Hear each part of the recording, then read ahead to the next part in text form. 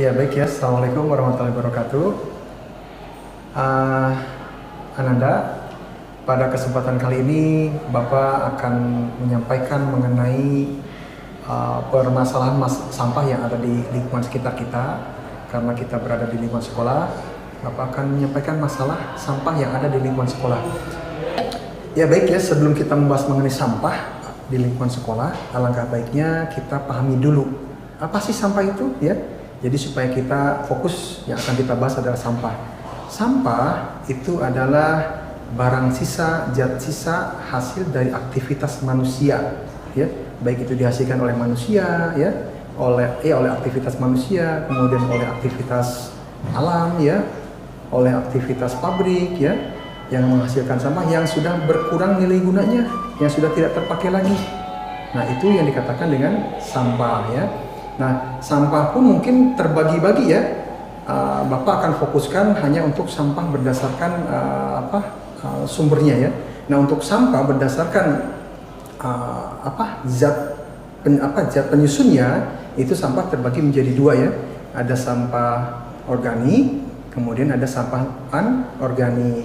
Nah, kalau sampah organik itu adalah sampah yang berasal dari makhluk hidup ya. Contohnya misalkan kotoran ternak, hewan ternak, kemudian sisa-sisa dari makanan ya, kemudian ya yang berasal dari makhluk hidup, dari tumbuhan, hewan dan manusia, itu dinamakan dengan sampah organik ya. Nah, kemudian yang berikutnya ada sampah anorganik. Kalau sampah anorganik itu adalah sampah yang yang berasal dari pabrik ya, yang berasal dari bahan-bahan kimia. Nah, kalau untuk sampah anorganik contohnya misalkan apa? Misalkan plastik ya, kemudian ada karet, kemudian ada kaca, ada keramik ya, dan kebanyakan mungkin yang sekarang kita bahas adalah plastiknya itu ya. Itu dikatakan dengan yang namanya sampah anorganik ya. Nah, untuk sampah anorganik itu sangat sulit diuraikan ya, sangat sulit diuraikan. Sampah anorganik sangat sulit diuraikan. Kalaupun memang misalkan ada di alam, itu diuraikan dalam waktu yang sangat lama ya, bahkan bisa sampai puluhan tahun ya. Berbeda kalau misalkan kita dengan sampah organik. Kalau sampah organik itu mudah diuraikan ya.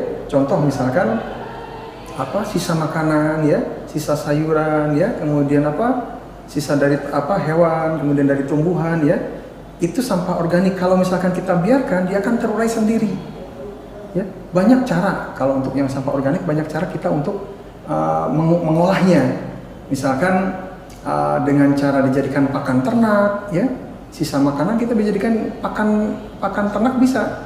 Contohnya misalkan sisa makanan kita pakai untuk pakan ayam ya, kemudian pakan ikan ya, kemudian juga untuk pakan ternak lain, itu kambing dan lain-lain ya.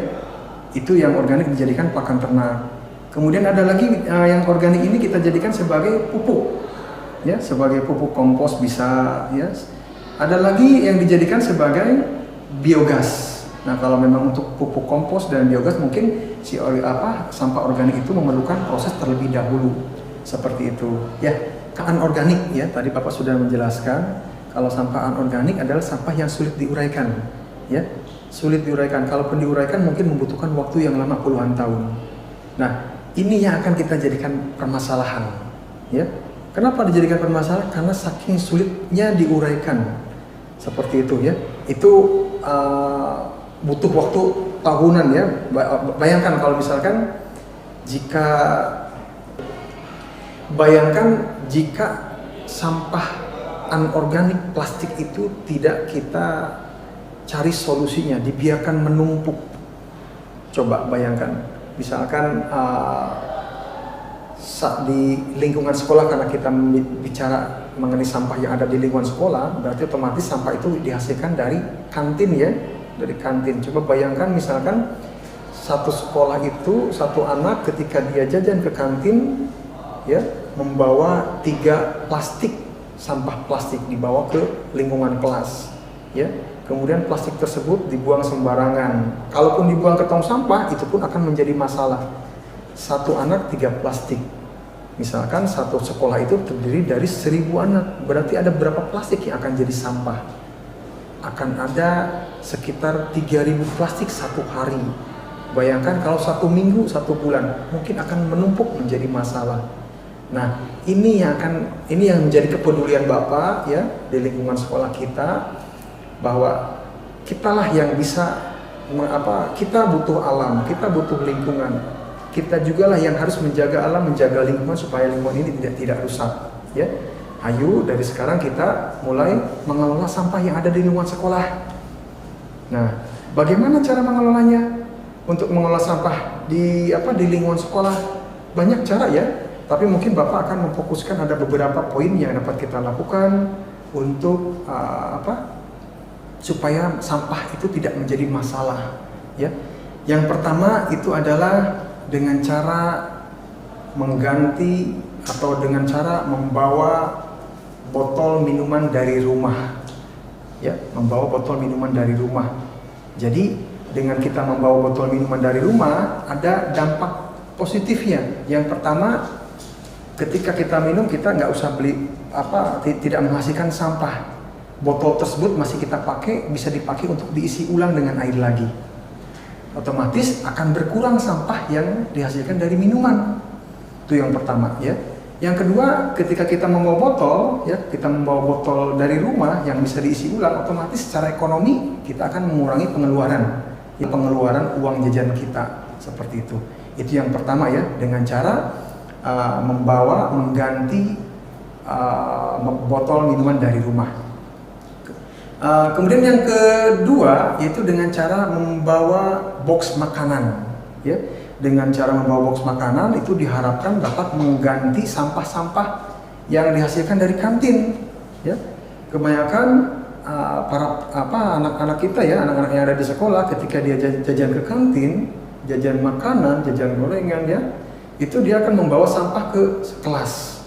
Kalau misalkan kita ganti dengan box makanan ya, otomatis akan mengurangi sampah plastik yang dihasilkan dari tempat makanan tersebut, seperti itu, plastik makanan tersebut.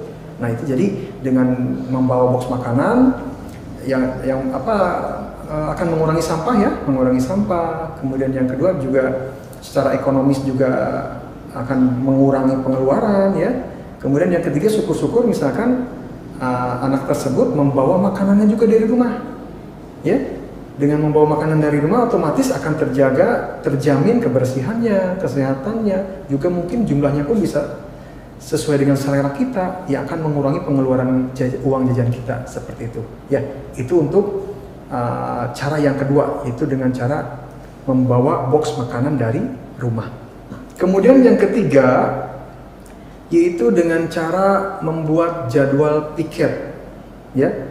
Nah, kebanyakan jadwal piket ada tetapi tidak dilaksanakan. Sok mulai dari sekarang, ayo kita cintai lingkungan kita ya, lingkungan yang ada di sekitar kita, karena kita berada di sekolah. Ayo kita cintai lingkungan sekolah kita. Caranya bagaimana? Kita laksanakan piket yang ada di kelas ya, dengan kondisi kelas yang bersih. Itu menunjukkan bahwa kalian adalah seorang pribadi yang bersih ya, pribadi yang disiplin, pribadi yang sehat, seperti itu, dengan cara menjalankan piket yang ada di kelas, seperti itu ya. Jadi sampah-sampah yang dibawa dari kantin, sok silakan, tetapi dibuang ke tempat sampahnya masing-masing, seperti itu ya. Nah yang keempat yaitu dengan cara membuat bank sampah ya, bank sampah, atau mungkin kalau kita kenal dengan tempat sampah ya. Nah untuk bank sampah di sini kita bagi menjadi dua ya. Ada untuk bank sampah organik ya. Kemudian ada lagi untuk bank sampah anorganik. Nah kalau sampah organik ya, tujuannya apa sih kita membagi sampah itu ke dalam dua bank sampah? Supaya bisa kita daur ulang ya. Kita proses, kita tindak lanjuti. Ketika yang organik, yang seperti tadi di awal Bapak sampaikan ya, yang organik bisa kita pakai untuk pakan ternak ya, kita bisa pakai untuk pupuk kompos, kemudian dijadikan biogas, atau mungkin kita biarkan kita gali tanah, kita kubur, insya Allah dia akan terurai dengan mikroorganismenya. Nah kalau yang anorganiknya bagaimana? Dengan cara dipilah, otomatis yang anorganik seperti plastik-plastik ya, plastik, kertas, kemudian dan lain-lain ya, yang dihasilkan dari sekolah, contohnya pulpen juga sama, itu anorganik, itu bisa kita pilah. Ya, setelah dipilah, yang bersihnya, yang kotornya ya, kertasnya dipilah, kemudian nanti bagaimana? Botol-botolnya dipilah, setelah itu kita daur ulang. Ya, kalau untuk daur ulang mungkin kita nggak bisa prosesnya, itu memerlukan proses yang tangan kedua. Kita bisa kasihkan si sampah-sampah anorganik ini kepada yang bisa mengolah seperti itu, misalkan tukang rongsok ya, seperti itu. Nah, itu cara yang keempat, yaitu dengan cara membuat bank sampah. Nah, ini diharapkan bank sampah di sini bukan hanya harapan Bapak di sini bank sampah harus ada, tetapi kita cari sumber masalahnya adalah plastik itu bagaimana supaya bisa berkurang. Ya, tidak dengan adanya bank sampah kemudian sampah menumpuk pada bank sampah tersebut, tapi diusahakan supaya sampah itu berkurang. Bagaimana caranya? Ya, seperti itu. Itu untuk cara yang keempat. Kemudian yang berikutnya, cara yang kelima yaitu dengan cara membuat aturan. Ya, Bapak yakin setiap instansi ada aturan ya. Aturan dilakukan untuk mengatur manusia supaya menjadi lebih baik lagi ya. Kita buatkan aturan undang-undang. Aturan yang ada di kelas, kesepakatan bersama dengan teman-teman yang ada di kelas kalian. Ya, misalkan ketika dia jajan kemudian dia tidak membuang sampahnya sembarangan di kolong meja, silakan dibuatkan kesepakatan aturan dengan cara membuatkan denda atau dengan cara membuatkan kebersihan seperti itu. Dengan tujuan apa? Supaya anak itu disiplin menjaga kebersihan lingkungan kelasnya. Ya, dan lingkungan kelas yang bersih itu bukan hanya di dalam kelas yang bersih ya, di kolong mejanya yang bersih, tetapi di luar pun sama. Ya, di sekitar kelas tersebut harus bersih. Seperti itu.